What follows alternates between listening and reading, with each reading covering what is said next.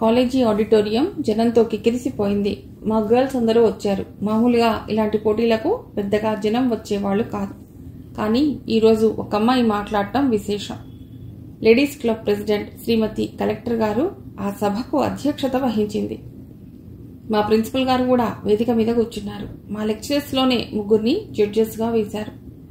మొదట్లో ప్రిన్సిపల్ గారు శ్రీమతి కలెక్టర్ గారికి స్వాగతం చెబుతూ 4 మాటలు మాట్లాడారు. తర్వాత శ్రీ కలెక్టర్ గారు లేడీస్ క్లబ్ ఉద్దేశాలను గురించి క్లుప్తంగా మాట్లాడింది. ఆమె బాగా చదువుకున్న దానిలాగానే కనిపించింది. నేను ఎవరి మాటలు వినిపించుకునే స్థితిలో లేను. నాలో భయంకరమైన సంఘర్షణ మొదలైంది. నా గుండెలు విపరీతమైన వేగంతో కొట్టుకుంటున్నాయి. నేను ఇన్ని రోజులు ప్రిపేర్ అయిందంతా గంగలో కలిసిపోయిందనిపించింది. నా బుర్రలో అప్పుడు భయం, ఆందోళన, ఆరాటం తప్ప ఇంకేమీ లేవనిపించింది. ఇంత త్వరగా నా పేరు పిలిస్తే అంత బాగుండననిపించింది. పేరు పిలిచే క్షణం కోసం ఊపిరి బిగబెట్టి ఎదురు చూడసాగాను. మొదట్లో వరుసగా 3 బాయ్స్ని పిలిచారు. వాళ్లలో ఒకతను బాగా మాట్లాడాడు. మిగతా 2 పూర్తిగా ఫెయిల్ అయిపోయారు.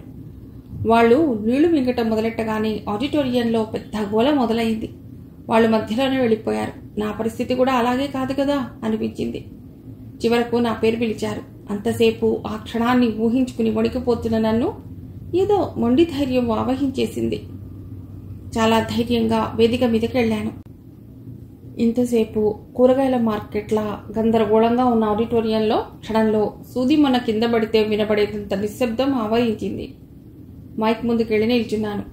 Madam president, respected principal and ladies and gentlemen.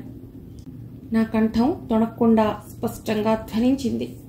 అంతే, నేను నా ముందు ఎవరున్నారనే విషయం మర్చిపోయాను. నేను మాట్లాడదలుచుకున్న పాయింట్లన్నీ వరుసగా వివరించడం మొదలెట్టాను. నేనేదైనా పొరపాటు చేస్తానేమోనని 1000 కళ్లతో ఎదురు చూసేవాళ్లు ఆడిటోరియంలో చాలామంది ఉన్నారు. కానీ నేనెక్కడా తొణకలేదు, నీళ్లు మింగలేదు. అంతా నిశ్శబ్దంగా వింటున్నారు. ఎన్ని నిమిషాలు గడిచాయో తెలియదు. ఇంతలో ఆడిటోరియం వెనక భాగంలోంచి ఒకే ఒక కంఠం మ్యావ్ అని పెద్దగా అరిచిన చప్పుడు. మరుక్షణంలో కృష్ణారావు, యు బ్లడీ స్కౌండ్రల్, ఎవరి మీదకో ఉరకటం, హాల్ అంతా గోలగా గందరగోళంగా మారటం. అంతా లేచారు. ఎవరో విజిళ్లు ఊదారు. ఎవరో మళ్ళీ మ్యావన్ అరిచారు. మా ప్రిన్సిపల్ గారు మైక్ ముందుకొచ్చి సైలెన్స్ సైలెన్స్ అని అరిచాడు. ఆడిటోరియం వెనక భాగంలోంచి ఓ 10 మంది స్టూడెంట్స్ని తీసుకుని బయటకు వెళ్లిపోతున్న గోవిందరావు కనిపించాడు. వాళ్ళని చూసి ఇంకా చాలా మంది బయటకు వెళ్లారు. అసలు ఏం జరిగిందో, ఏం జరుగుతున్నదో ఎవరికీ అర్థం కాలేదు. నాకంతా ఏదో కలలో జరుగుతున్నట్లుగా తోచింది. కాసేపట్లో ఆడిటోరియంలో కొంచెం ఆర్డర్ ఏర్పడింది. శ్రీమతి కలెక్టర్ అంది, మిస్ సౌజన్య ప్లీజ్ ప్రొసీడ్ అని. నా మూడ్ పూర్తిగా పాడైపోయింది. నేనేమీ మాట్లాడే స్థితిలో లేను. ప్లీజ్ క్యారీ ఆన్ అంది మళ్ళీ శ్రీమతి కలెక్టర్. ఇక లాభం లేదని ఏదో మాట్లాడాను. 1-2 నిమిషాల్లో ముగించి నా సీట్లోకి వచ్చి కూర్చున్నాను. హాల్ అంతా చప్పట్లతో మారుమోగిపోయింది. కానీ నా గుండె మీద ఎవరో 1000 సమ్మెటలతో బాదుతున్నట్లు అనిపించింది. నా మనస్సంతా పాడైపోయింది. అనుకున్నంత అయింది. పిచ్చిగా ఈ పోటీలో పాల్గొన్నానని నన్ను నేను తిట్టుకున్నాను. ఇన్ని రోజుల నా ఉత్సాహం అంతా నిప్పుల మీద నీళ్లు పోసినట్లు అయిపోయింది. నా తర్వాత ఇంకో 3 పిలిచారు. కానీ జనం ఎవరినీ వినలేదు. అంతా అయిపోయాక శ్రీమతి కలెక్టర్ ఫలితాలు ప్రకటించింది. నాకు ఫస్ట్ ప్రైజ్ వచ్చింది. అంతా చప్పట్లు కొట్టారు. మా గర్ల్స్ అందరూ నా చుట్టూ చేరి కంగ్రాచ్యులేషన్స్ చెప్పసాగారు. అందరూ ఏమీ జరగనట్టుగానే నటిస్తున్నారు. శ్రీమతి కలెక్టర్ ప్రత్యేకంగా నన్ను తన దగ్గరకు పిలిపించుకుని యూ స్పోక్ వెల్ అని అభినందించింది. తెచ్చిపెట్టుకున్న చిరునవ్వుతో థ్యాంక్ యూ మేడం అన్నాను. నాకు వాళ్ళందరి మధ్య నుండి ఎప్పుడు బయటపడతానా అనిపించింది. ఇంతకు ఏం జరిగింది? లేడీస్ రూమ్కు వెళ్ళాక తెలిసింది. ఆ మ్యామ్ అని అరిచింది మా క్లాస్మేట్ సుధీర్ కుమార్. ఆ సుధీర్ కుమార్ 2-3 సార్లు నాతో మాట్లాడే ప్రయత్నం చేస్తే నేను చీదరించుకున్నాను. కొన్ని రోజులు నన్ను వెంటాడాడు కూడా. నేను డిబేట్లో మాట్లాడుతున్నానని తెలియగానే నన్ను డిస్టర్బ్ చేస్తానని, ఆ మీటింగ్ను చెడగొడతానని వాళ్లతో వీళ్లతో అన్నట్ట. అది కృష్ణారావుకు తెలిసి ఎలా డిస్టర్బ్ చేస్తాడో చూస్తానని సుధీర్ పక్కనే నిల్చున్నట్ట. సుధీర్ నన్ను డిస్టర్బ్ చేయగానే కృష్ణారావు అతన్ని గట్టిగా పట్టుకుని మా హిస్టరీ లెక్చరర్ గోవిందరావుకు అప్పగించాడు. మీటింగ్ అయిపోగానే మా ప్రిన్సిపల్ నోటీస్ పంపించాడు. సుధీర్ కుమార్ను 1 వారం రోజులు కాలేజీ నుండి సస్పెండ్ చేస్తున్నట్లు ఆ నోటీస్ ద్వారా తెలిసింది. అంతా విన్నాక నా గుండె గుబేలుమంది. ఇందులో అనవసరంగా కృష్ణారావు ఎందుకు జోక్యం చేసుకున్నాడు? వాడరిస్తే అరిచాడు, కాసేపు అరిచి అతడే ఊరుకునేవాడు. కృష్ణారావు ఇందులో జోక్యం చేసుకోవటం వల్ల మా ఇద్దరి మధ్య ఏదో ఉందన్న పుకారు దావానలా వ్యాపిస్తుందని నా భయం. కానీ అంతా కన్నుమూసి తెరిచేలోగా జరిగిపోయింది. దాని పరిణామాలు ఎలా ఉంటాయో ఊహించలేకపోయాను. సుధీర్ కుమార్ సామాన్యుడు కాదని అందరికీ తెలుసు. వాళ్ళు బాగా డబ్బున్న వాళ్ళు. వాళ్ళ నాన్నకు ఆ ఊళ్ళో చాలా పలుకుబడి ఉంది. సుధీర్ కుమార్కు కాలేజీలో మంచి గ్రూప్ ఉంది. తనను సస్పెండ్ చేయించిన కృష్ణారావును సుధీర్ వదిలిపెడతాడా? రక్తం కళ్ళ చూడకుండా ఊరుకుంటాడా? ఎందుకు వచ్చింది పాడు డిబేట్? నేనెందుకు దాంట్లో పాల్గొన్నాను? కృష్ణారావు మీద చెప్పలేనంత కోపం వచ్చింది. ఇతడెందుకు పెద్ద హీరోలా ఇందులో జోక్యం చేసుకోవాలి? నన్నేదో ఆదుకున్నట్టుగా ఎందుకు నటించాలి? కక్కా వికలమైపోయిన మనస్సుతో ఇల్లు చేరాను. ఆ మర్నాడు లేచినప్పటికీ బాగా పొద్దెక్కింది. టైం 8 దాటింది. మొహం కడుక్కుందామని బాత్రూం వైపు పెడుతున్నాను. సౌజన్య, ఈ న్యూస్ విన్నావా అన్నాడు మా అన్నయ్య నన్ను చూడగానే. ఏమిటి అన్నాను. రాత్రి మీ కాలేజీ స్టూడెంట్ ఎవరో బాగా కొట్టారట. అతడిని హాస్పిటల్లో జాయిన్ చేశారట. పాపం అతడి పరిస్థితి చాలా ప్రమాదకరంగా ఉందిట అన్నాడు. నా తల గిర్రున తిరిగిపోసాగింది. నా శరీరం పట్టుదప్పిపోయింది. ఏదో విషవలయంలో కూరుకుపోతున్నట్లు అనిపించింది. దెబ్బలు తిని హాస్పిటల్లో చావు బతుకుల మధ్య ఊగిసలాడుతున్నవాడు కృష్ణారావేనని నాకు తెలుసు. నా కారణంగానే అతడిని దెబ్బలు తిన్నాడని అతడి మీద నాకు జాలి కలగలేదు. అనవసరంగా నన్ను రచ్చకీడుస్తున్నాడన్న కోపం కలిగింది. నా పేరు అతడి పేరుతో జతకలిపి అంతా మా గురించి చిలువలు పలువలుగా చెప్పుకోవటం అంటే నాకు అసహ్యం. కానీ ఈ కృష్ణారావు కారణంగా నా గురించి అడ్డమైన వాళ్లంతా నీచంగా మాట్లాడుకోవటం తప్పేట్టు లేదనిపించింది. మా అన్నయ్యకు ఏమీ చెప్పకుండానే బాత్రూం వైపు వెళ్ళాను. మొహం కడుక్కొని కాఫీ తాగుతుండగా మా తమ్ముడు పరిగెత్తుకుంటూ వచ్చి చెప్పాడు, రాత్రి మీ కాలేజీలో చదివే కృష్ణారావు అనే అతడిని ఎవరో చచ్చేట్టు కొట్టారట. అతడిప్పుడు గవర్నమెంట్ హాస్పిటల్లో స్పృహ లేకుండా పడి ఉన్నాడు. ఊళ్ళో అందరూ ఈ విషయాన్ని మాట్లాడుతున్నారు. హాస్పిటల్ నిండా స్టూడెంట్సే ఉన్నారు. నాకు మహా చిరాకేసింది. నోరు మీరా, నిన్న ఈ వార్తలన్నీ ఎవరు చెప్పమన్నారు? చదువు వదిలేసి బజార్ల వెంట ఆవారా తిరుగుతున్నాం, పో అవతలకు అని కసిరాను. నా మనస్సంతా విషపూరితమైపోయింది. కలగంటున్నానో మేలుకునే ఉన్నానో తెలియని ఒక అయోమయ స్థితిలో పడిపోయాను. అంతా నా నిమిత్తం లేకుండానే జరిగిపోతున్నది. కానీ రేపందరూ ఈ గొడవకంతకు నేనే కారణమని అనటానికి వెనకాడరు. ఈ మగమహారాయుళ్లంతా ప్రతిఘటన వెనుక ఒక ఆడది ఉండి తీరుతుందని సిద్ధాంతీకరిస్తారు. రామాయణంలోని రామరావణ యుద్ధం, భారతంలో కురుక్షేత్ర యుద్ధం ఓ ఆడదాని కారణంగానే జరిగాయట. ఇన్ని అనర్థాలకు కారణం ఆడదే అనే నమ్మకం ఈనాటికి చాలామంది మగమహారాజులకు ఉంది. ఇప్పుడు నేనేం చేయాలి? కృష్ణారావుని చూడటానికి హాస్పిటల్కి వెళ్ళాలా? ఆ పని చేస్తే ఇంకేమైనా ఉందా? ఎందుకు పనికిరాని వాడి బుర్ర కూడా అమోఘంగా పనిచేయటం మొదలెడుతుంది. పూర్ కృష్ణారావు. అతడి మీద అకస్మాత్తుగా జాలి కలిగింది. ఇందులో అతడి తప్పు కూడా ఏమీ లేదేమో. నేనే కాదు, ఆ స్థానంలో మరే స్త్రీ మాట్లాడుతున్నా ఆమెను ఎవరైనా డిస్టర్బ్ చేయబోతే అతడు అలాగే ప్రవర్తించేవాడేమో. అతడి ప్రకృతి అలాంటిది. ఆ రోజు కాలేజీకి వెళ్ళలేకపోయాను. కానీ ప్రతి క్షణం కృష్ణారావు పరిస్థితి ఎలా ఉందోనన్న గుండెల్ని పిండే ఆందోళన నన్ను ఉక్కిరి బిక్కిరి చేసింది. అతడికి ఏమన్నా అయితే, అతడు చచ్చిపోతే, అంతా అతడు నా కారణంగా తన అసువుల్ని అర్పించాడంటారేమో. అంతా నన్ను రాక్షసిని చూసినట్లు చూస్తారేమో. ఒకవేళ అతడు బతికి బయటపడితే అది మరో రకమైన సమస్యకు దారి తీస్తుందేమో. నా కోసం అతడేదో త్యాగం చేసినట్టుగా లోకం అతడిని చూస్తుంది. నా మీద అతడికి ఏదో అధికారం, హక్కు ఏర్పడతాయి. నా మీద ఎవరి అధికారాన్ని సహించలేను. అసలు ఎవరో నా కోసం త్యాగం చేయటం, అతడికి నేనేదో రుణపడి ఉండటం, ఇలాంటి భావం అంటేనే నాకు అసహ్యం. అసలు త్యాగం అనే దాని మీద నమ్మకం లేదు. సినిమాల్లోనూ నవల్లోనూ తప్ప ఎవరి కోసం త్యాగం చేయరు.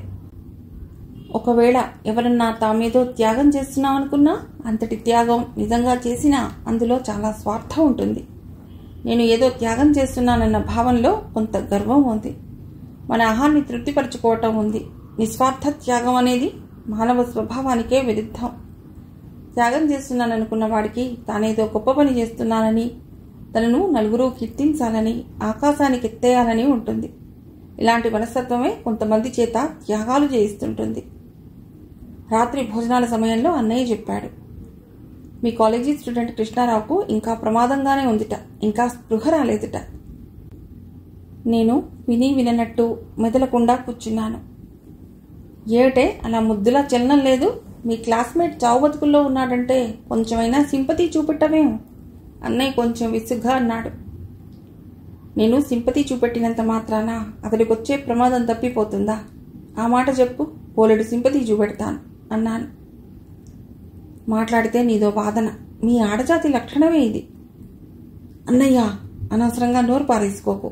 అతడెవరో దెబ్బలు తిని హాస్పిటల్లో ఉంటే మొత్తం ప్రపంచంలోని ఆడజాతినే తిడుతున్నావే. మీ మగజాతి లక్షణమే ఇంత అని నేను కూడా అనుకోవచ్చా అన్నాను.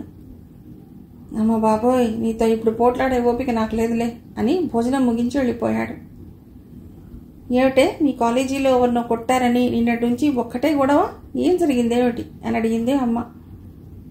ఆమెకు సాధ్యమైనంత క్లుప్తంగా జరిగిందేమిటో చెప్పాను. అందులో నేను డిబేట్లో మాట్లాడటం గురించి కూడా చెప్పాను. మా ఇంట్లో అందరికంటే అమ్మే నయ్యం. మా నాన్న సరే సరి, తన కూతుళ్ల మీద ఈగ వాలితే చాలు మైలబడిపోతారనే మనస్తత్వం ఆయనది. ఆచారం, సాంప్రదాయం అనే వాటికి ఆయన చాలా ప్రాధాన్యత ఇస్తారు. నేను డిబేట్లో మాట్లాడిన కారణంగా నా కాలేజీలో ఇంత గొడవ జరిగిందని ఆయనకు తెలిస్తే వెంటనే నా చదువు మాన్పించి ఇంట్లో కూర్చోమంటాడు. నాకన్నా పెద్దవాడు ఒక్క అన్నయ్యే పీజీ సెంటర్లో ఎంఎస్సీ చదువుతున్నాడు. చదువులో చాలా తెలివిగలవాడే. నా తర్వాత 2 తమ్ముళ్ళు, 2 చెల్లెళ్ళు. వాళ్ళంతా హై స్కూల్లో చదువుతున్నారు. మాతో పాటు మా ఇంట్లో చాలా కాలం నుండి మా మేనత్త ఒక ఆమె ఉంటున్నది. ఆమె 10 ఏళ్లప్పుడే ఆమె భర్త పోయాట. ఆమెకు మళ్ళీ పెళ్లి చేయలేదు. ఆమె జీవితం అంతా విధవగానే గడిపింది. ఆమె మరీ పాతకాలపు మనిషి. నేను రోజు కాలేజీకి వెళ్ళి చదువుకోవటం ఆమెకు మరీ విడ్డూరంగా కనిపించేది. అంతా విని అమ్మ అంది, పాడుగోల, ఇందులో నువ్వెందుకు ఇరుక్కున్నావే? ఆయనకు తెలిసిందంటే నా మీద కేకలేస్తాడు. ఇదిగో ఈ సంవత్సరం అయిపోయిందంటే ఆ బిఏ పూర్తయిపోతుంది. ఆ తర్వాత మంచి సంబంధం చూసి పెళ్లి చేసేస్తే మీ భారం కాస్త తీరిపోతుంది. అంతేనా అమ్మ?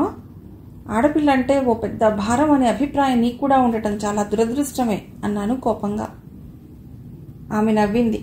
భారం కాదే పిచ్చిమోహమా, ఎన్నాళ్ళున్నా ఆడపిల్లకు పెళ్లి చేసి మరో ఇంటికి పంపించటం తల్లిదండ్రుల బాధ్యత. ప్రతి తల్లి తండ్రి ఆ బాధ్యత తీర్చుకోవాలని తాపత్రయపడుతుంటారు. తరతరాలుగా వస్తున్న ఆచారం అది అంది అమ్మ. నీకు నీ ఆచారానికో నమస్కారం అంటూ నా రూమ్కొచ్చి పుస్తకాలు ముందేసుకున్నాను. కృష్ణారావును గురించి ఏ క్షణం ఏ వార్త వింటానోనని వెర్రిగా ఎదురు చూశాను. హాస్పిటల్కి వెళ్ళి అతన్ని కనీసం ఒక్కసారైనా చూస్తే బాగుండునని నా హృదయం ఆక్రోశించింది. అంత బాధలో నేనొచ్చానని తెలిస్తే అతడెంత సంతోషించేవాడు. నా సానుభూతి తెలియజేసే 2 మాటలు నా నోటి నుండి వింటే అతడికి ఎంతో ఊరట, ఉపశమనం కలుగుతాయని నాకు తెలుసు. కానీ కృష్ణారావును చూడటానికి నేను హాస్పిటల్కి వెళ్ళానని మా కాలేజీలో తెలిస్తే ఇంకేమైనా ఉందా? కాలేజీలో నేను తలెత్తుకోలేని పరిస్థితి ఏర్పడుతుంది. అతన్ని చూడటానికి హాస్పిటల్కి వెడితే మరో చిక్కు సమస్య ఉత్పన్నమవుతుంది. కృష్ణారావు నా గురించి పూర్తిగా అపార్థం చేసుకోవచ్చు, నా మీద ఆశలు పెంచుకోవచ్చు. అందువల్ల ఎవరు ఏమనుకున్నా సరే నేను హాస్పిటల్కి వెళ్ళి అతన్ని చూడకూడదని నిర్ణయించుకున్నాను. కృష్ణారావును కొట్టిన సంఘటన జరిగాక వారం రోజుల పాటు కాలేజీ మూసేశారు. పోలీసులు సుధీర్ కోసం ఆ టౌన్ అంతా వెతికినా అతడు దొరకలేదట. ఒకవేళ దొరికినా అతడికి ఏమీ కాదని అందరికీ తెలుసు. వాళ్ళ నాన్నకు ఆ ఊళ్ళో చాలా పలుకుబడి ఉంది. 4 క్షణాల్లో తన కొడుకును విడిపించుకురాగలడు. చివరకు అంతే జరిగింది. సుధీర్ కుమార్ తనంతటి తానే పోలీసులకు వశమయ్యాడు. వాళ్ళ నాన్న వెంటనే అతన్ని బెయిల్ మీద విడిపించుకొచ్చాడు. అప్పుడప్పుడు మా అన్నయ్యో తమ్ముడో కృష్ణారావును గురించిన వార్తలు తెస్తూనే ఉన్నారు. అతడికి ఇంకా స్పృహ రాలేదని ఒకరోజు, అతడికి స్పృహ వచ్చిందని ఒకరోజు, అతడికి ప్రాణానికి ఇక ప్రమాదం లేదని ఒకరోజు. మా అన్నయ్య చెప్పినప్పుడు నా గుండెలు ఎంత తేలికపడ్డాయో చెప్పలేను. యావజ్జీవ కారాగారం విధించబడిన ఖైదీని అకస్మాత్తుగా విడుదల చేసినప్పుడు కలిగే అనుభూతి కలిగింది. కృష్ణారావు ఫాదర్ కూడా పెద్ద డాక్టరే కాబట్టి చాలా కేర్ తీసుకున్నారు. మొదట్లో అందరూ పెదవి విరిచారు. కానీ నిన్నటి నుండి అతడి పరిస్థితి చాలా మెరుగైందట. ఇంకో వారం 10 రోజుల్లో అతడు మామూలుగా లేచి తిరగవచ్చు అని వివరాలు చెప్పాడు అన్నయ్య. కాలేజీ మళ్లీ తెరిచారని, మామూలుగా నడుస్తోందని తెలిసింది. 2-3 రోజులు తర్వాత కాలేజీకి వెళ్ళాను. కాలేజీలో అడుగుపెట్టగానే స్టూడెంట్స్ అంతా నాకేసి ఒక ప్రత్యేకమైన ఇంట్రెస్ట్తో చూడసాగారు. నా వెనకాల ఈమె ఈమె అనే గుసగుసలు వినిపించాయి. నాకు అకస్మాత్తుగా ఈ జీవితం మీద వెగటు కలిగింది. ఇంతమంది తోడేళ్ల లాంటి మనుషుల మధ్య ఎలా బతకగలుగుతున్నాను అనుకున్నాను. వాళ్ళంతా నన్ను రాక్షసినో దయ్యాన్నో చూసినట్టు చూడటం సహించలేకపోయాను. నేనేం చేశానని నా మీద వీళ్ళకంత కక్ష? దీనికంతటికీ కృష్ణారావే కారణం. అతడి మీద బాగా కోపం వచ్చింది. ప్రశాంతంగా సాగిపోతున్న నా కాలేజీ జీవితంలో అతడి కారణంగానే ఈ తుఫాను సంభవించింది. అనవసరంగా అతడు నా పట్ల జోక్యం కల్పించుకున్నాడు. ఇంత రాద్ధాంతానికి దారి తీశాడు. కృష్ణారావు నాకు ఎంత దగ్గర కావాలని ప్రయత్నించాడో అంత దూరమైపోయాడు. ఎలాగో వచ్చి లేడీస్ రూమ్లో పడ్డాను. వాళ్ళు కూడా నన్ను చూడగానే ఏదో ప్రమాదకరమైన జంతువును చూసినట్టు మొహాలు పెట్టారు. ఆ మగవాళ్ళంటే నన్ను అర్థం చేసుకోలేకపోయారు. కానీ వీళ్ళు నా తోటి స్త్రీలుగా, నా సహచరులుగా నన్ను అర్థం చేసుకోలేరా? వాళ్ళకందరికీ తెలుసు ఇందులో నా తప్పేమీ లేదని. కానీ అవకాశం దొరికిందని నన్ను హింసించడానికి అందులో ఎవరూ వెనకాడరు. ఎవరో అన్నట్టు స్త్రీకి స్త్రీయే ప్రధాన శత్రువు అనే మాటలో చాలా నిజముందనిపించింది. వాళ్ళంతా నా చుట్టూ చేరి ఎంతో సానుభూతితో నిండిన కంఠాలతో పాపం కృష్ణారావుకి ఎలా ఉందిట, పాపం కృష్ణారావుకి ఎలా ఉందిట అని రాగాలు తీశారు. వాళ్ళ మీద విపరీతమైన అసహ్యం కలిగింది. మీకేమన్నా పిచ్చెక్కిందా, లేక పిచ్చెక్కినట్టు నటిస్తున్నారా? కృష్ణారావుకి ఎలా ఉందో నాకెలా తెలుస్తుంది? అసలు నాకెందుకు తెలియాలి? నాకు తెలుస్తుందని మీరెందుకు అనుకుంటున్నారు? మీరు ఇంత నీచంగా ఆలోచిస్తారని అనుకోలేదు. అతడు మీరు గంగలో కలవండి, నాకేమీ బాధ లేదు. కానీ అతడి గురించి నన్నేమన్నా అడిగారా? మీ మర్యాద దక్కదు అన్నాను. నా మాటలతో అంతా అదిరిపోయారు. సారీ సారీ అంటూ అంతా దొంగ వినయాలు నటిస్తూ వెళ్ళిపోయారు. అంతా వెళ్ళాక ఒక్క జెన్నిఫర్ మాత్రం నా దగ్గర కూర్చుంది. దాన్ని చూస్తే నా ఒళ్ళు ఇంకా మండిపోయింది. దీని కారణంగానే ఈ రభసంతా జరిగిందనిపించింది. ఎంత నిర్దాక్షిణ్యంగా మాట్లాడావే అంది జెన్నిఫర్. అవును, నీకు ఇంకా తెలియదేమో, నేను చాలా నిర్దాక్షిణ్యమైన దాన్ని. ఓ బండరాయికైనా కొంచెం జాలి దయా ఉంటాయేమో గాని నాకుండవు, తెలిసిందా అన్నాను. ఎందుకే అంత దురుసుగా మాట్లాడతావు? కృష్ణారావు చావు బతుకుల్లో ఉన్నాడని తెలుసా? అతడు నీకోసమే దెబ్బలు తిన్నాడని తెలుసా? నేను తోకతొక్కిన తాచులా లేచాను. ఆట్టే వాగావంటే పొళ్ళు రాలగొడతాను. అతడు నా కోసం దెబ్బలు తిన్నాడా? ఒళ్ళు బలిసి దెబ్బలు తిన్నాడు. వాడెవడో డిస్టర్బ్ చేస్తే చేశాడు. వాడిని ఫేస్ చేయడానికి నేనున్నాను. మధ్యలో పెద్ద హీరోలా పోజ్ కొడుతూ ఈయన గారెందుకు జోక్యం కల్పించుకోవాలి? లేక ఇదంతా నాటకమా? నా కోసం దెబ్బలు తిన్నానని నన్ను నమ్మించి నీలాంటి బ్రోకర్స్ సహాయంతో నా సింపతి సంపాదించాలని చూస్తున్నాడా? ఈ ఆటలు నా దగ్గర సాగవు. ఈ జన్మలో నాకు అతడికి ఇలాంటి సంబంధం ఉండదని చెప్పు అన్నాను కసిగా. మై గాడ్, ఎంత అపార్థం చేసుకున్నావే. నీతో మాట్లాడటం చాలా కష్టం. అపార్థం చేసుకుంటానికి ఇదేం తెలుగు సినిమా కాదు. నిజమే, కొన్నిసార్లు జీవితం సినిమా కంటే కూడా చిత్రంగా ఉంటుంది. Fact is stronger than fiction అనే మాట నీకు తెలిసే ఉంటుంది. పోనీలేవే, ఇక జన్మలో నీతో కృష్ణారావుని గురించి మాట్లాడను. గాడ్ ప్రామిస్, సరేనా అంటూ జెన్నిఫర్ లేచి వెళ్ళిపోయింది. జెన్నిఫర్తో చాలా కటువుగానే ప్రవర్తించానేమోననిపించింది. కాలేజీలో నాకున్న ఏకైక స్నేహితురాలు జెన్నిఫర్. దాన్ని కూడా దూరం చేసుకున్నాను. వారం రోజుల తర్వాత అన్నయ్య చెప్పాడు, కృష్ణారావు పూర్తిగా కోలుకుని హాస్పిటల్ నుండి డిశ్చార్జ్ అయ్యాడు అని. థ్యాంక్ గాడ్ అనుకున్నాను. ఇక నేను మామూలుగా కాలేజీకి వెళ్ళొచ్చు. 10 రోజుల తర్వాత మళ్ళా కాలేజీకి వెళ్ళాను. లేడీస్ రూమ్లో నాతో ఎవరూ మాట్లాడటానికి ప్రయత్నించలేదు. జెన్నిఫర్ మాత్రం హలో అని విష్ చేసి వెళ్ళిపోయింది. నేను ఒక్కదాన్నే క్లాస్కి వెడుతున్నాను. దారిలో వరండాలో చాలామంది బాయ్స్ గుమిగూడి ఉన్నారు. వాళ్ళ మధ్యలో కృష్ణారావు ఉన్నాడు. అతన్ని చూడగానే ఒక 6 నిమిషం సేపు నా సర్వేంద్రియాలు స్తంభించిపోయాయి. నాలో ఏదో భయంకరమైన సంచలనం. వెర్రిగా కొట్టుకుంటున్న నా గుండె చప్పుడు వాళ్ళందరికీ వినిపిస్తున్నదేమో అనిపించింది. నన్ను చూడగానే వాళ్ళు పక్కకు తప్పుకుని నాకు దారిచ్చారు. కృష్ణారావు కేసి మరోసారి చూడాలనిపించింది. అతడి చూపులు నా మీదే ఉన్నాయని నాకు తెలుసు. కృష్ణారావులో ఇదివరకెన్నడూ లేని ఆకర్షణ ఏదో కనిపించింది. ఇదివరకే తెల్లని వాడైన కృష్ణారావు ఇంకా తెల్లగా నీరసంగా కనిపించాడు. కొన్ని రోజులు జబ్బుపడి లేచిన వాళ్లలో ఒక వింత ఆకర్షణ కనిపిస్తుంది. అతడి నొసలు మీద అప్పుడప్పుడే మానిపోతున్న గాయపు ఛాయ అతడి మొహానికి ఒక వింత సోయగానే కనిపించింది. అతడి కళ్లలో ఏదో అందమైన అలసట, అతడి రూపంలో ఏదో నిండుతనం. ఆ వరండా మలుపు తిరిగే వరకు అతడు తన చూపులతో నన్ను లాగేస్తున్నట్లుగా ఫీల్ అయ్యాను. క్లాస్లోకి వెళ్ళి కూర్చున్నాను. లెక్చరర్స్ వచ్చి పాఠం చెప్తున్నారు. కృష్ణారావు అతడితో పాటు మరికొంతమంది వచ్చి వెనక బెంచీలో కూర్చున్నారు. కొంతసేపు అయ్యాక ప్యూన్ ఓ నోటీస్ పట్టుకొచ్చాడు. లెక్చరర్ ఆ నోటీస్ చదివి వినిపించాడు. BA 3వ సంవత్సరం చదువుతున్న విద్యార్థి ఎస్ సుధీర్ కుమార్ను చెడు ప్రవర్తనకు గాను కాలేజీ నుండి బహిష్కరించడం జరిగింది. అది ఆ నోటీసు సారాంశం. ఆ నోటీసు వినగానే వణికిపోయాను. సమస్య పరిష్కారం అయిపోయింది. నేను మామూలుగా కాలేజీకి వెళ్ళవచ్చుననుకున్నా నాలో మళ్లీ ఏదో గుబులు ప్రారంభమైంది. సుధీర్ కుమార్ తనను రెస్టికేట్ చేసినందుకు ఊరుకుంటాడా? ఈసారి కృష్ణారావును అస్సలు ఈ లోకంలోనే లేకుండా చేస్తాడేమో. భగవాన్, ఏమిటి పరీక్ష? నా మనసంతా అల్లకల్లోలమైపోయింది. ఇంతలో బెల్ కొట్టారు. క్లాస్లో అందరూ సుధీర్ కుమార్ రెస్టికేషన్ గురించే మాట్లాడుతున్నారు. ఈ వార్త ఇదివరకే వాళ్ళకి తెలిసినట్లుంది. మిగతా గర్ల్స్తో పాటు నేను బయటకొచ్చాను. అందరము లేడీస్ రూమ్ వైపు నడుస్తున్నాం. ఇంతలో అకస్మాత్తుగా పెద్ద చప్పుడు, కేకలు, విజిల్స్తో కాలేజీ వరండా దద్దరిల్లిపోయింది. ఎక్కడి నుంచి వచ్చారో ఓ 40-50 మంది ప్రిన్సిపల్ రూమ్ కేసి పరిగెడుతున్నారు. ఆ గుంపును సుధీర్ లీడ్ చేస్తున్నాడని తెలిసింది. అందరూ ఏమిటంటే ఏమిటని ప్రిన్సిపల్ రూమ్ కేసి పరిగెడుతున్నారు. మేమంతా భయంతో వణికిపోయాం. అందరికీ కన్నీళ్ల పర్యంతం అయింది. ఎలాగో లేడీస్ రూమ్ చేరుకున్నాం.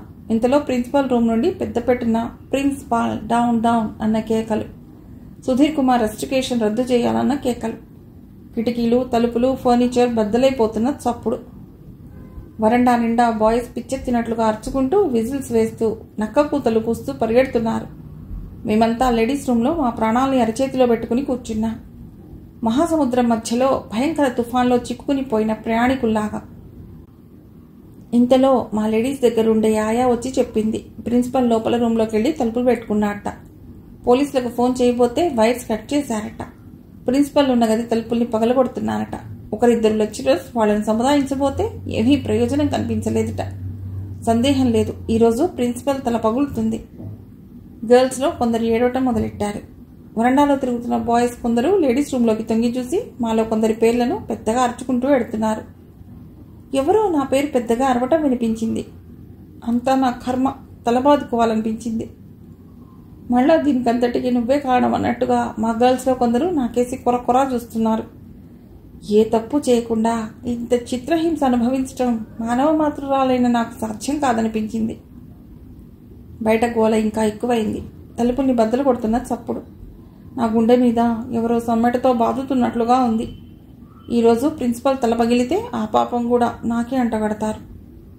పో మ్యాన్, స్టూడెంట్స్ను బాగు చేయాలని, వాళ్లకు కొంచెం చదువు అంటే ఇలా చూడాలని, వాళ్ల స్టాండర్డ్స్ పెంచాలని రాత్రింబవళ్లు శ్రమించే ప్రిన్సిపల్ మీద వీళ్ళకంత ద్వేషం ఎందుకు? ఇంతలో బయట పోలీసుల జీప్ చప్పుడు. అంతా పోలీస్ పోలీస్ అని అరుస్తూ పరిగెడుతున్నారు. తలుపులు కొట్టడం ఆగిపోయింది. దొరికిన వాళ్లను పోలీసులు కొట్టడం మొదలైంది. అంతా చెల్లా చెదురుగా పరిగెడుతున్నారు. దొరికిన వాళ్ళని పట్టుకుని పోలీసు వ్యాన్లో కూర్చోబెడుతున్నారు. క్షణంలో పరిస్థితి అదుపులోకి వచ్చింది. ప్రిన్సిపల్ క్షేమంగా ఉన్నట్టు తెలిసి నిట్టూర్చాను. మమ్మల్ని అందరినీ పోలీస్ ప్రొటెక్షన్తో ఇళ్లకు పంపించే ఏర్పాటు చేశారు. ఆ మర్నాడు తెలిసింది మా కాలేజీని నిరవధికంగా మూసేశారని. ఊరంతా కాలేజీలో జరిగిన గొడవను గురించి చెప్పుకోసాగారు.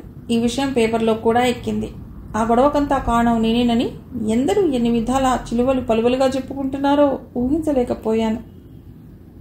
ఉన్నట్టుండి ఒకరోజు మా అన్నయ్య అడిగాడు, కాలేజీలో మొన్నటి గొడవకు నీకు ఏమిటి సంబంధం అన్నాడు అన్నయ్య. అంటే నీ ఉద్దేశం అన్నాను. ఉద్దేశం ఏముంది? ఆ గొడవకు నీకు సంబంధం ఉందని టౌన్లో అనుకోగా విన్నాను.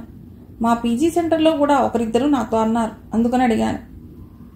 టక్కున ఎవరో నా గొంతు నొక్కేసినట్లు అయ్యింది. ఎవరో నా ఆయువు పట్టు మీద దెబ్బతీసినట్టు విలవిల్లా ఆడిపోయాను. నన్ను ఎవరో ఏదో అగాధంలోకి తోసేస్తున్నారు. నేనేదో ఊబిలో దిగబడిపోతున్నాను. ఏ ప్రమాదం జరగకూడదని నా హృదయం ఆక్రోషించిందో ఆ ప్రమాదం జరగనే జరిగింది. ఇది చినికి చినికి గాలివాన కానే అయ్యింది. ఈ విషయం మా నాన్నగారికి కూడా తెలుస్తుంది. నా చదువు ఆగిపోతుంది. నన్ను ఎవరికొరికి ఇచ్చి పెళ్లి చేస్తారు. ఎంఏ దాకా చదవాలని నేను కన్న కలలన్నీ కరిగిపోతాయి. కట్టుకున్న గాలిమేడలన్నీ కూలిపోతాయి. ఆర్థికంగా నా కాళ్ళ మీద నేను నిలబడాలని నేను నిర్మించుకున్న ఊహా సౌధాలన్నీ నేలమట్టమైపోతాయి. జీవితాంతం ఒక వ్యక్తి నీడలో బతకాలి. అతడు తన్నినా, కొట్టినా, తిట్టినా నువ్వే నా గతి, నువ్వే నా సర్వస్వం అంటూ అతడి కాళ్ల మీద పడాలి. నేను నిర్మించుకున్న రంగురంగుల అందాల గాజుమేడ ముక్క ముక్కలై కూలిపోతున్నట్లు అనిపించింది. ఏమిటే అలా అయిపోయావు? అసలు సంగతి ఏమిటో నాకన్నా చెప్పవే అన్నాడు అన్నయ్య. చెబితే నువ్వు కూడా అందరి మగవాళ్లలాగానే ఆలోచిస్తావేమో అన్నాను. నీ మొహంలే, అసలు సంగతి ఏంటో చెప్పు. ఆ మధ్య కాలేజీలో లేడీస్ క్లబ్ వాళ్ళ తరఫున ఓ డిబేట్ జరిగింది. ఎప్పుడైతే ఆ డిబేట్లో మాట్లాడాలని నిర్ణయించుకున్నానో ఆనాటి నుండే నన్ను శని పట్టుకుంది అన్నాను. అవును, ఆ డిబేట్ను గురించి నాకు చెప్పావు. నేను కూడా నీకు కొన్ని పాయింట్స్ చెప్పాను. అవును, ఆ రోజు నేను మాట్లాడుతుండగా సుధీర్ కుమార్ అనే అతడు నన్ను డిస్టర్బ్ చేయబోయాడు.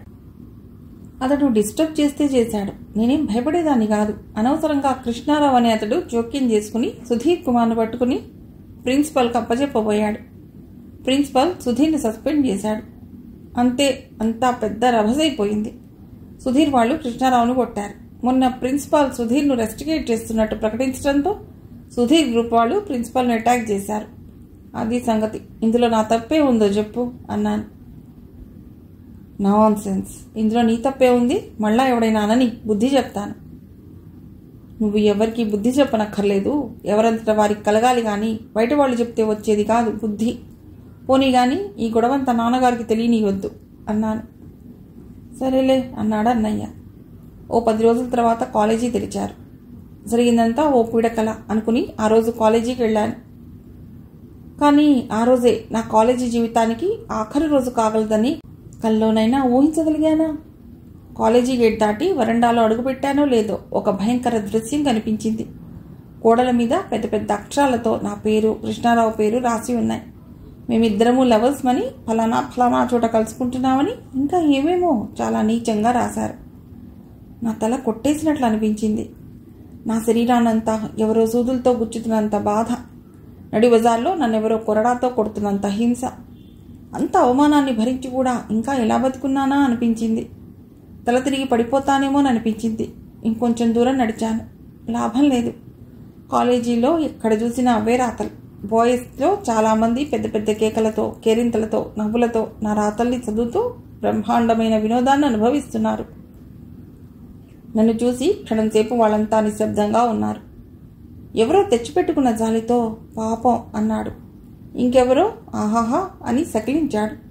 అంతా ఒక్కసారి గోళ్ళున్న నవ్వారు. నా శక్తినంతా కూడా తీసుకుని లేడీస్ రూమ్ దాకా నడిచాను. లోపలున్న గర్ల్స్ అందరూ ఈ విషయాన్ని గురించి చర్చిస్తున్నట్లున్నారు. నన్ను చూడగానే అంతా ఒక్కసారే మాటలు ఆపేశారు. ఎంత ఆపుకున్నా నా కళ్ళల్లో కన్నీళ్లు ఆగటం లేదు. కానీ వాళ్ల ముందు తోటి స్త్రీగా నా మీద ఏమాత్రం కూడా సానుభూతి లేని ఆ సంకుచిత మనస్తత్వం గల వాళ్ల ముందు నేను ఏడవటమా? అంతకంటే చావునేమనిపించింది. నన్ను నేను సంభాళించుకున్నాను. అయినా నాకిప్పుడు ఏమైందని? నేనేం తప్పు చేయలేదు. కొందరు నీచులు, అడవి మనుషులు నా మీద నిష్కారణమైన కక్ష కొద్దీ ఏదో చిత్తరాత రాస్తే నేనెందుకు సీరియస్గా తీసుకోవాలి? నిష్కారణంగా మురుగుతున్న ఆ కుక్కల్ని నేనెందుకు పట్టించుకోవాలి? ఎంత క్లిష్ట పరిస్థితుల్లోనైనా నన్ను ఆదుకునే నాలోని ఆత్మస్థైర్యం నన్ను ఆ క్షణంలో కూడా ఆదుకుంది. వెంటనే అక్కడి నుంచి వెళ్ళిపోవాలనిపించింది. దిగ్గున లేచాను. వాళ్ళంతా ఒకరి మొహాలొకరు చూసుకున్నారు. బయటకు రాగానే నాకు ఇంకో విచిత్రమైన దృశ్యం కనిపించింది. ఓ బకెట్ నిండా నీళ్లు, చేతిలో పెద్ద బ్రష్ పట్టుకుని పెద్ద టేబుల్ ఎక్కి ఆ రాతల్ని చెరుపుతున్న కృష్ణారావు కనిపించాడు. నవ్వాలో ఏడవాలో నాకు అర్థం కాలేదు. అప్పటికే 4-5 చోట్ల ఆ రాతల్ని చెరిపి వేశాడు. చాలామంది అతడి చుట్టూ చేరి అతడు చేస్తున్న పనిని మళ్ళా వినోదాన్ని చూసినట్లుగా చూస్తున్నారు. ఇంతలో మరో స్టూడెంట్ మరో బ్రష్తో, బకెట్తో తయారై మరో చోట ఆ రాతల్ని చెరుపుతున్నాడు. చిరచిరా నడిచి వస్తున్న నాకేసి కృష్ణారావు చూశాడు. క్షణంసేపు నా చూపులు అతడి చూపులు కలుసుకున్నాయి. నా కళ్లలోని తడి అతడికి కనిపించినట్లుంది. ఇందులో నా తప్పేవీ లేదన్నట్టుగా కృష్ణారావు నా కేసి చూశాడు. కానీ జరుగుతున్న ప్రతి సంఘటన నాకు కృష్ణారావు మీద కసిని, ద్వేషాన్ని రెచ్చగొట్టింది. అతడు ఏం చేసినా పాపం లేదనిపించింది. అతడి కారణంగానే నేను ఇంత నగుబాటు పాలు కావలసి వచ్చింది. అతడి కారణంగానే నేను ఇంత రంపపు కోతను అనుభవించవలసి వచ్చింది. అతని పిచ్చి చేష్టల కారణంగానే నేను ఇంత మానసిక హింసను అనుభవిస్తున్నానో అతడు ఊహించగలడా? అతడలా అంతమంది ముందు ఆ రాతల్ని చెరిపివేయడం కూడా నాకు పిచ్చి చేష్టగానే కనిపించింది. అతడికి నాకు మధ్య ఏదో లేకపోతే అతడు ఆ రాతల్ని ఎందుకు చెరిపేస్తున్నాడని అందరూ అనుకోవటానికి ఇది మరో అవకాశం. అప్పుడే కృష్ణారావు మొహం మీద చెప్పేయాలనిపించింది. మహాప్రభో, నీ కారణంగానే నాకు కాలేజీ లైఫ్ నరకప్రాయమైపోయింది. ఇకనైనా నా జోలికి రాకుండా ఉంటే నీకు జన్మల వరకు రుణపడి ఉంటాను. ఈ కాలేజీలో నువ్వో నేనో ఇద్దరం మాత్రం ఉండటానికి వీల్లేదు అని. కానీ అలా చెప్పవలసిన అవసరం లేదు. ఇంత జరిగాక ఇక నేను ఈ జన్మలో ఈ కాలేజీ మొహం చూడను. అతడికేం మగమహారాజు, అతడు ఎందుకు వెళ్ళిపోతాడు? నేనే వెళ్ళిపోవాలి. అరిటాకు వెళ్ళి ముళ్ళు మీద పడ్డా, లేక ముళ్ళు వచ్చి అరిటాకు మీద పడ్డా అరిటాక్కే ప్రమాదం అని మన వాళ్ళు ఊరికే అన్నారా? కాలేజీ గేటు దాటి రోడ్డు మీదకి వచ్చాను. ఓ రిక్షాను కేకేసి ఇల్లు చేరుకున్నాను. ఇల్లు చేరగానే మరో తుఫాన్ నా కోసం రెడీగా ఉంది. నాన్నగారి స్టడీ రూమ్ నుండి ఆయన మా అమ్మ మీద వేస్తున్న కేకలు వినిపిస్తున్నాయి. త్వరలోనే ఆయన అలా అరుస్తున్నది నా గురించేనని అర్థమైంది. నేను వచ్చానని తెలియగానే సౌజన్య అని ఇల్లంతా అద్రిపడేలా కేకేశారు నాన్న. ఏవైనా సరే ఆయన ధైర్యంగా ఎదుర్కోవాలని నిర్ణయించుకుని ఆయన రూమ్లో అడుగుపెట్టాను. నాన్నగారి మొహం కందగడ్డలా ఉంది. ఆయన విపరీతమైన ఆవేశంతో వణికిపోతున్నాడు. నన్ను చూడగానే, సౌజన్య, ఇక నుండి నువ్వు కాలేజీకి వెళ్ళావా నీ ప్రాణాలు తీస్తాను అని గర్జించాడు. నా ప్రాణాలు తీయాలని మీకంత సరదాగా ఉంటే తీసేయండి నాన్నగారు అన్నాను ఆయనకంటే కోపంగా. ఇదిగో చూడు, నువ్వు కాలేజీలో చేస్తున్న ఘనకార్యాలని గురించి ఎవడో ఈ ఉత్తరం రాశాడు అంటూ ఓ ఉత్తరం నా మొహాన కొట్టాడు. అదో ఆకాశరామన్న ఉత్తరం. త్వరగా ఆ ఉత్తరాన్ని చదివాను. ఆ ఉత్తరం రాయించింది సుధీర్ కుమారేనని గ్రహించడానికి అట్టే కాలం పట్టలేదు. ఆ ఉత్తరంలో ఇలా ఉంది: ప్రముఖ న్యాయవాది శ్రీ సుబ్బారావు గారికి మీ శ్రేయోభిలాషి వ్రాయినది. మీ ముద్దుల కూతురు మిస్ సౌజన్యను వెంటనే అదుపులో పెట్టుకోకపోతే మీ కుటుంబం యొక్క కీర్తి ప్రతిష్టలు మంటగలిసిపోతాయి. రోజు రోజుకు మీ కూతురు బరితెగించిపోతోంది. కాలేజీలో కృష్ణారావు అనే ఓ రౌడీ ఉన్నాడు. వాడంతా హిప్పీరావు అంటారు. వాడెప్పుడు గంజాయి, నల్లమందు, ఇంకా ఏవేవో మత్తుమందులు తీసుకుంటూ అమ్మాయిల్ని వేటాడుతూ కాలం గడుపుతాడు.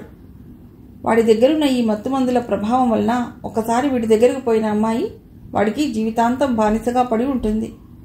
మీ కూతురు వాడికి వశమైపోయింది. ఇద్దరూ షికార్లకు, సినిమాలకు, పిక్నిక్లకు వెడుతున్నారు. ఈ విషయం ఈ ఊళ్ళో అందరికీ తెలిసినా మీకు ఇంకా తెలియకపోవటం చాలా ఆశ్చర్యంగా ఉంది. ఈ మధ్య కాలేజీలో జరుగుతున్న గొడవలకు, పోట్లాటలకు కారణం మీ కూతురేనన్న సంగతి కూడా మీకు ఇంకా తెలియదేమో. మీ కూతురు కారణంగా కాలేజీలో 2-3 తలలు పగిలాయి. కాలేజీ మూతపడింది. ఎంతోమంది అమాయకులైన విద్యార్థులు పోలీసుల చేతుల్లో లాఠీ దెబ్బలు తిన్నారు. దీనికంతటికీ కారణం మీ కూతురు, ఆ కృష్ణారావు కలిసి ఆడుతున్న నాటకం. మీరు మర్యాదస్తులని, పెద్ద మనుషులని మాకు తెలుసు. కానీ మీ కూతురు సౌజన్య మీ కడుపున చెడబుట్టిందని చెప్పటానికి చాలా చింతిస్తున్నాం. ఇప్పటికైనా వెంటనే మీ అమ్మాయిని కాలేజీకి పంపించడం ఆపుచేసి ఎవడికో ఒకడికి ఇచ్చి పెళ్లి చేసి అత్తవారింటికి పంపండి. లేకపోతే మీ కూతురు కాలేజీనంతా నాశనం చేసే ప్రమాదం ఉంది. ఇట్లు మీ శ్రేయోభిలాషి ఆకాశరామన్న. వెంటనే ఆ ఉత్తరాన్ని ముక్కలు ముక్కలుగా చించేసి నేలకేసి కొట్టాను. అయితే ఈ ఉత్తరంలో రాసిన చెత్తనంతా మీరు నమ్ముతున్నారా నాన్నగారు అన్నాను ఆయన కళ్ళల్లోకి సూటిగా చూస్తూ. మరి వాడెందుకలా రాశాడు అన్నాడు ఆయన మొహం పక్కకు తిప్పుకుంటూ. ఎవడో బజార్న పోయే అడ్డమైన విధవ ఏదో చెత్త రాస్తే మీరు ఇల్లు ఎగిరిపోయేలా అరవటమేనా? మీ కడుపున పుట్టి మీ పోషణలో పెరిగి పెద్దదాన్నైన మీ కూతురి మీద మీకు ఆ మాత్రం నమ్మకం లేకపోయాక పరాయి వాళ్ళకెందుకుంటుంది నాన్నగారు? ఆ ఉత్తరం కారణంగా నన్ను మీరు శంకిస్తున్నారంటే అది నన్ను శంకించటం కాదు, మిమ్మల్ని మీరు శంకించుకుంటున్నారు. నన్ను కని పెంచిన మా అమ్మను శంకిస్తున్నారు. తరతరాల ఇంటి సాంప్రదాయాన్ని, గౌరవాన్ని, పేరు ప్రతిష్టల్ని శంకిస్తున్నారు. మీ పోషణ, మీ పెంపకం, మీ ఇంటి గౌరవం, సాంప్రదాయం అన్నీ ఆ ఊరు పేరు లేని ఉత్తరం కారణంగా పేకమేడలై కూలిపోయాయన్నమాట. నాకిక దుఃఖం ఆగలేదు. కోపం, ఆవేశం, కసి, రోషం అన్నీ ఒక్కసారి కట్టలు తెంచుకుని ప్రవహించాయి. నా కంఠం రుద్ధమైపోయింది. గొంతంతా దుఃఖంతో పుడుకుపోయింది. కళ్లకు కన్నీటి తెర అడ్డొచ్చింది. అమ్మ నా దగ్గరకొచ్చి నన్ను ఊరడించే ప్రయత్నం చేసింది. నా మాటలతో నాన్న అదిరిపోయాడు. కాసేపు అందరూ నిశ్శబ్దంగా ఉన్నారు. చెల్లెళ్ళు, తమ్ముళ్ళు ఊపిరి బిగబట్టుకుని భయం భయంగా నాకేసి, నాన్నకేసి చూస్తున్నారు. అన్నయ్య ఇంకా కాలేజీ నుండి రాలేదు.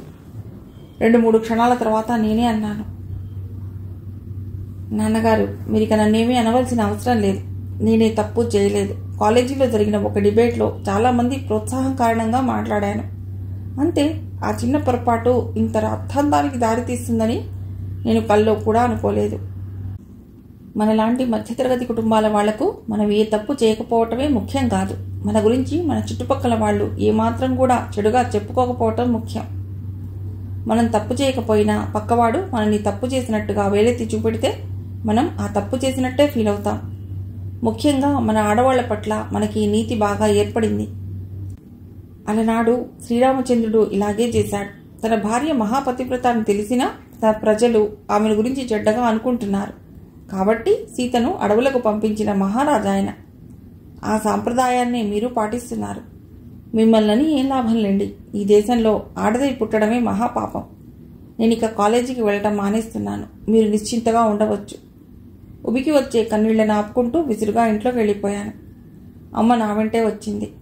కాలేజీలో ఏం జరిగిందో అమ్మతో వివరంగా చెప్పాను. ఆ ఇంట్లో నన్నుగా అర్థం చేసుకునే వ్యక్తి అమ్మ ఒక్కతే. అమ్మతో 1 గంట సేపు మాట్లాడాక నా హృదయం ఎంతో తేలిక పడింది. మా వాళ్ళు నాకు సంబంధాలు చూడటం మొదలెట్టారు. నేను కూడా ఎవరినో ఒకరిని పెళ్లాడి మా నాన్నగారి భారాన్ని తీర్చక తప్పదన్న నిర్ణయానికి రాక తప్పలేదు. ప్రైవేట్గా ఇచ్చి BA పాస్ కావచ్చులేవే అని కొంచెం ధైర్యం చెప్పబోయాడు అన్నయ్య. నవ్వుకున్నాను. పెళ్లి కాగానే శ్రీవారితో కాపురానికి వెళ్ళటం, ఆయన గారి సేవలో కాలం గడపటం, ఇంతలో పిల్లా పీచు కలగటం, ప్రైవేట్గా ఇచ్చి BA పాస్ కావటం ఈ జన్మలో జరగదేమో అనిపించింది. MA చదవటం పోనీ కనీసం BA పూర్తి చేయటానికైనా నోచుకోలేదు. మా నాన్న వాళ్లను వీళ్లను కనుక్కొని చాలా ఆరాలు తీసి చాలా తీవ్రమైన కృషి చేసి చివరకు ఒక సంబంధాన్ని తానే తెచ్చాడు. అతడు MA పాస్ అయి రీసెర్చ్ చేసే ప్రయత్నంలో ఉన్నట్ట. వాళ్ళు నన్ను చుట్టానికి ఎల్లుండి వస్తారని మా నాన్న హంగామా చేయటం మొదలెట్టాడు. ఆయన ధోరణి చూస్తే ఆ వచ్చేవాళ్లు ఇంద్రలోకం నుండో లేక గాంధర్వలోకం నుండో దిగి వస్తున్నారనిపించింది. ఎక్కడ ఏ లోపం జరిగినా వాళ్ళు అలిగి వెళ్ళిపోతారని మా నాన్నగారి భయం. ఇల్లంతా అలంకరించారు. కొత్త ఫర్నిచర్ తెప్పించి డ్రాయింగ్ రూమ్ను కళకళలాడేలా చేశారు. కొత్త తివాసి తెప్పించి రూమ్లో పరిచారు.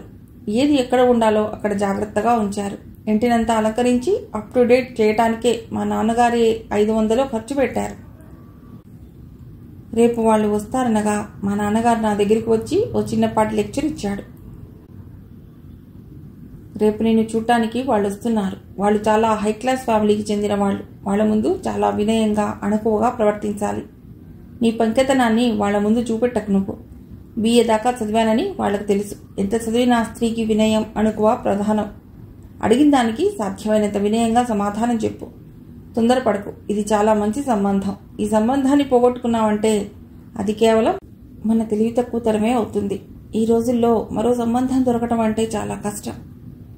ఆయన మాటలు మెదలకుండా విన్నాను. ప్రతి తండ్రి ఇంతేనా లేక మా నాన్నగారేనా? తన కూతురుకు పెళ్లి కావటం చాలా కష్టమని ఎంతో బ్రహ్మాండమైన ప్రయత్నం చేసి ఆ వచ్చేవాళ్ల అడుగులకు మడుగులొత్తితే తప్ప తన కూతుర్ని వాళ్ళు చేసుకోవటానికి ఇష్టపడరని మా నాన్న అనుకోవటం చూస్తే ఆయన మీద జాలేసింది. తాము కన్న పిల్లల స్వశక్తి మీద తల్లిదండ్రులకు ఏమాత్రం కూడా విశ్వాసం లేకపోవటం ఈ దేశంలోని తల్లిదండ్రుల రక్తంలో జీర్ణించిపోయింది. ఏ దేశంలోనైనా తల్లిదండ్రులు తమ సంతానాన్ని ఇంత తక్కువ అంచనా వేయరేమో. అసలు ఈ పెళ్లి చూపుల తతంగం అంటేనే నాకు పరమ అసహ్యం. వాళ్ళెవరో ముక్కు మొహం తెలియని వారు రావటం, ఏదో జంతువును కొనటానికి వచ్చినట్లుగా మనని నఖశిఖ పర్యంతం పరీక్ష చేయటం, మనమెంతో లోకువైనట్టు మన మీద ప్రశ్నల వర్షం కురిపించటం, వరకు ఏదో వంకతో బేరం కుదరలేదని వెళ్ళిపోవటం. ఇదంతా ఏ నాగరిక సమాజంలోనైనా భరిస్తారా? కానీ మన పవిత్ర భారతదేశంలో ఇది పవిత్రమైన సాంప్రదాయం. ఏ పరిస్థితుల్లో కూడా పెళ్లి చూపులకు కూర్చోకూడదనుకున్నాను.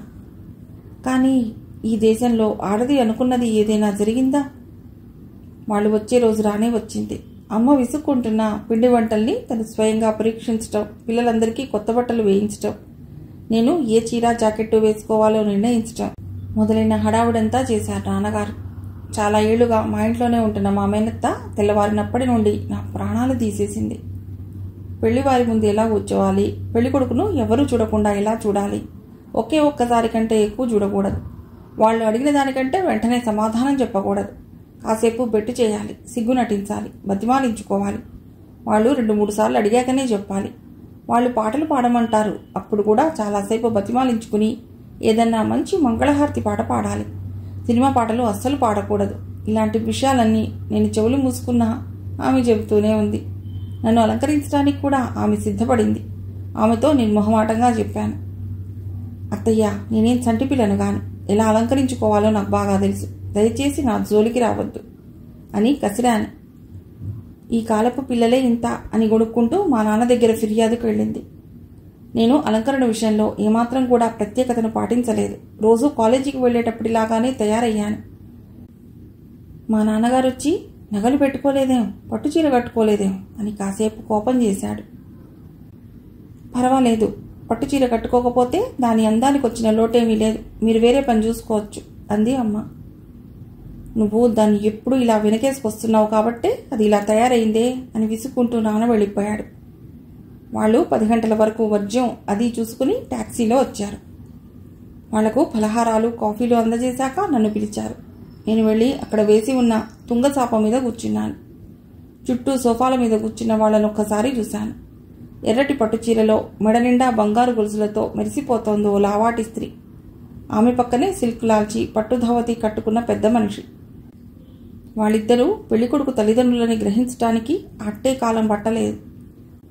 ఆ పక్కనే మరో సోఫాలో చెమటలు కారుతూ ఉంటే దస్తీతో తుడుచుకుంటూ ఫుల్ సూట్లోన ఇబ్బంది పడుతూ పదే పదే టై సవరించుకుంటూ కూర్చున్న 25-26 ఏళ్ల యువకుడు. అతడే పెళ్లికొడుకు అన్నమాట. పొట్టిగా లావుగా ఉంగరాల జుట్టుతో ఉన్న అతడిలో నాకే ప్రత్యేకత కనిపించలేదు. చామన ఛాయ, చిన్న కళ్ళు, వెడల్పాటి ముక్కు, సిగరెట్లు తాగుతాడేమో, నల్లగా పెదవులు. మొట్టమొదటిసారి ఫుల్ సూట్ వేసుకున్నట్లున్నాడు. చాలా ఇబ్బందిగా నిప్పుల మీద కూర్చున్న అతడిని చూస్తే జాలేసింది. ఈ అవతారాన్న నాన్న నాకు అంటగట్టాలని ఎంత తాపత్రయపడుతున్నాడు. నీ పేరేమిటమ్మా అడిగింది సోఫాలో కూర్చున్న ఆ లావుపాట ఆమె. సౌజన్య అన్నాను వెంటనే స్పష్టంగా. నేను బోధించిందంతా దండగైపోయిందని నోరు నొక్కుంటున్న మా అత్తయ్యని చూసి నవ్వుకున్నాను. ఎందాక చదువుకున్నావు అంది మళ్ళీ ఆమె. BA 3వ సంవత్సరం దాకా అన్నాను. ఇప్పుడు చదవటం లేదా? వార్తాపత్రికలు నవలలు చదువుతూనే ఉన్నానండి అన్నాను కసిగా. మా నాన్నగారికి చాలా కోపం వచ్చినట్టుంది. పిటి, నా జోక్లో మా అన్నయ్య తప్ప ఎవ్వరూ నవ్వలేదు. పెళ్లికొడుక్కి చెమటలు తుడుచుకోవడంతోనే గడిచిపోతున్నది.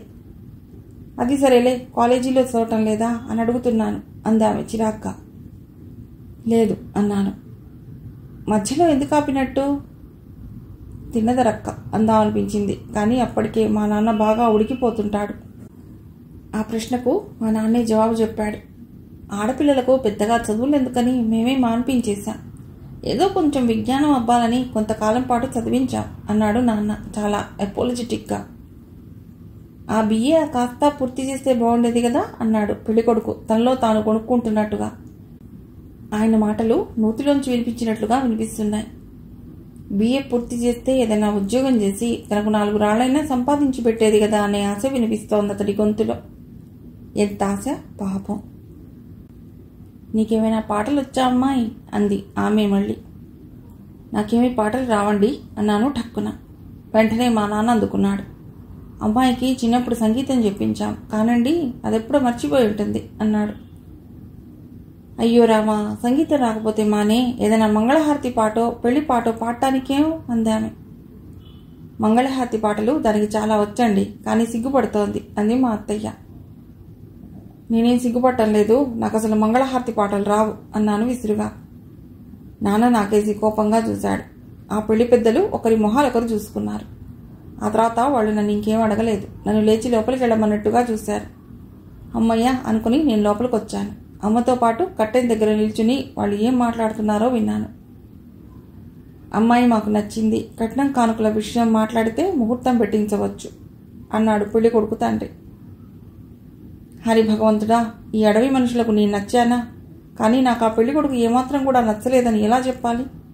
నా మాట వినిపించుకునే వాళ్ళెవరు? అతడు నీకు నచ్చాడా అని ఎవరు అడుగుతారు నన్ను? ఆహా, సంతోషమండి, సెలవియ్యండి అన్నాడు నాన్న. అబ్బాయి రీసెర్చ్ చేయడానికి ఫారెన్ పెడతానంటున్నాడు అన్నాడు ఆ పెద్ద మనిషి. ఈయనగారు రీసెర్చ్ చేయడానికి ఫారెన్ వెళ్ళాలా? ఇండియాలో చేయలేరా? ఈయనగారి ఫారెన్ రీసెర్చ్కి పెట్టుబడి పెట్టమని నాన్నగారిని అడుగుతున్నారన్నమాట. చిచి, వీళ్లతో సంబంధం అనుకోవటం కంటే ఏ గంగలోనన్నా మునిగిపోవటం నయ్యం అనుకున్నాను. ఇండియాలో రీసెర్చ్ చేయటానికి అన్నాడు నాన్న. అబ్బే, మా వాడి రీసెర్చ్ చాలా పెద్దది. అందుకు కావలసిన సౌకర్యాలు ఒక్క అమెరికాలో తప్ప ప్రపంచంలో మరెక్కడా లేవుటండి. ఆ రీసెర్చికి సంబంధించిన ఖర్చు మీరే కట్నంగా ఇస్తే మీ అమ్మాయిని చేసుకోవటానికి మాకేమీ అభ్యంతరం లేదు. అసలు సంగతి చెప్పాడా పెద్ద మనిషి. ఇంచుమించుగా ఖర్చు ఎంత ఉంటుందంటారు అన్నాడు నాన్న. పెద్దగా ఉండదండి, ఓ 30-35 ఉంటుంది. ఇలాంటి వాళ్లకు అదో పెద్ద ఖర్చు కాదనుకుంటాను. క్షమించండి, అంత డబ్బు నా దగ్గర లేదండి అన్నారు నాన్న. My poor daddy. అయితే ఎంత ఇవ్వగలనంటారు అడిగాడు ఆ పెద్ద మనిషి. 10,000 కంటే ఎక్కువ ఇవ్వలేనండి అన్నాడు నాన్న. ఆ మనిషి షాక్ తిన్నట్టుగా అన్నాడు. ఏమిటి 10,000? 10,000? మావాడు ఎంఏ పాస్ అయి రీసెర్చ్ చేయడానికి అమెరికా పెడుతున్నాడయ్యా. మేమెవరమో తెలిసే 10,000 ఇస్తామంటున్నారా? అంతకంటే ఎక్కువ ఇవ్వటం మా చేత కాదండి అన్నాడు నాన్న చాలా నిక్కచ్చిగా. నేను చాలా సంతోషించాను. సరే అయితే మా ఇంటికి వెళ్ళాక ఈ సంగతి తెలియజేస్తాం అంటూ వాళ్ళు లేచారు. బెదిరిగొడ్డులా దిక్కులు చూస్తూ నేను మరోసారి కనిపిస్తానేమోనన్న ఆశతో పెళ్లికొడుకు కూడా లేచాడు. ఇంతసేపు ఒక్క మాట నా మాట్లాడకుండా కుక్కిన పెయిన్లా కూర్చున్న అతన్ని చూస్తేనే అసహ్యం ఎక్కువైంది. ఎంఏ పాస్ అయి రీసెర్చ్ చేయబోతున్నట్ట. ఏం లాభం? అమ్మా నాన్న చేతుల్లో కీలుబొమ్మ. వాళ్ళు ఎట్లా ఆడిస్తే అట్లా ఆడుతున్నాడు. ఓ వ్యక్తిత్వం లేదు, ఓ ఆదర్శం లేదు. మనిషి పుట్టగానే పెద్ద చదువులు చదవగానే ఏం లాభం? 5-6 రోజుల తర్వాత వాళ్ళ దగ్గర నుంచో ఉత్తరం వచ్చింది. 10,000 సరే మీ సంబంధం చేసుకునే వాళ్ళమే, కానీ మీ అమ్మాయినికి వచ్చి మాకు కొన్ని సంగతులు తెలిసాయి. పైగా పెళ్లి చూపులప్పుడు ఆ అమ్మాయి ప్రవర్తన కూడా మాకేమీ నచ్చలేదు అని రాశారు. ఆ ఉత్తరం చదవగానే మా నాన్న అమ్మ మీద కేకలేశాడు. చూసావా, అనుకున్నదంతా అయింది. చిన్ననాటి నుండి దాన్ని అదుపులో పెట్టకుండా మాట మాటకు దాన్ని వెనకేసుకొచ్చి ఇలా తయారు చేశావు. ఇహ దానికి ఈ జన్మలో పెళ్లి జరగదు అన్నాడు నాన్న. వాళ్ళడిగిన కట్నం ఇవ్వలేదని వాళ్ళ నాటకం ఆడారు. వాళ్ళడిగిన ఆ 30,000-35,000 కట్నం ఇస్తే వాళ్ళకి ఇవేవి అడ్డుగా వచ్చేవి కావు. నన్ను అడిగితే ఇలాంటి డబ్బుకు గడ్డి తినే వాళ్ళ సంబంధం కుదరకపోవటమే మంచిది అంది అమ్మ. అమ్మకు మనసులోనే థ్యాంక్స్ చెప్పుకున్నాను. అమ్మకున్న ఆ సహజమైన విచక్షణా జ్ఞానంలో సగమైన నాన్నకుంటే. నాన్న ఎంతో చదువుకున్నాడు. లాయర్గా ఎన్నో కేసులు వాదించాడు, గెలిచాడు, డబ్బు గడించాడు. కానీ ఏం లాభం? సాంప్రదాయాన్ని ఆచారాన్ని కాదని ఆయన ఏ పని చేయలేడు. సాంప్రదాయంతో ముడిపెట్టకుండా ఏ విషయాన్ని తేటతెల్లంగా చూడలేడు. వట్టి లౌకిక విషయాలకు ఎంతో ప్రాధాన్యత ఇస్తాడు. కానీ అమ్మ ఏమీ చదువుకోలేదు. ఆమె ఎన్నో జీవిత సత్యాల్ని ఎంతో కూలంకుషంగా చదివింది. ఏ విషయానికి ఎంత ప్రాధాన్యం ఇవ్వాలో ఆమెకు బాగా తెలుసు. ఎవరు ఏ పని ఎందుకు చేస్తారో కూడా ఆమె చప్పున గ్రహిస్తుంది. సాంప్రదాయానికి ఆచారానికి ఆమె ఎన్నడూ బానిస కాలేదు. ఏ సాంప్రదాయమైనా మన సౌఖ్యం కోసమేనని, సాంప్రదాయం కోసం మన సౌఖ్యాన్ని బలిపెట్టవలసిన అవసరం లేదన్న ప్రాథమిక సత్యం ఆమెకు తెలుసు. అమ్మలో మరో గొప్ప గుణం ఏమిటంటే ఆమె పిల్లల స్వశక్తి మీద ఆమెకు నమ్మకం ఉంది. ఒకరి సహాయం అక్కర్లేకుండానే తన పిల్లలు పైకి రాగలరని, వాళ్లకు బుద్ధి జ్ఞానం సహజంగానే అబ్బుతాయని ఆమె నమ్ముతుంది. పిల్లల్ని ఎలా పెంచాలో కూడా ఆమెకు తెలుసు. ఎప్పుడూ నీతులు బోధించటం, క్రమశిక్షణ పేర శిక్షించటం, ఎప్పుడూ ఇంట్లో పడేసి ఉంచటం ఇవేవి ఆమె చేయలేదు. పిల్లలకు సాధ్యమైనంత స్వేచ్ఛ ఇస్తేనే వాళ్లలో సహజంగా ఉండే తెలివితేటలు వికసిస్తాయని ఆమెకు తెలుసు. మిగిలిన కథ తర్వాతి భాగంలో.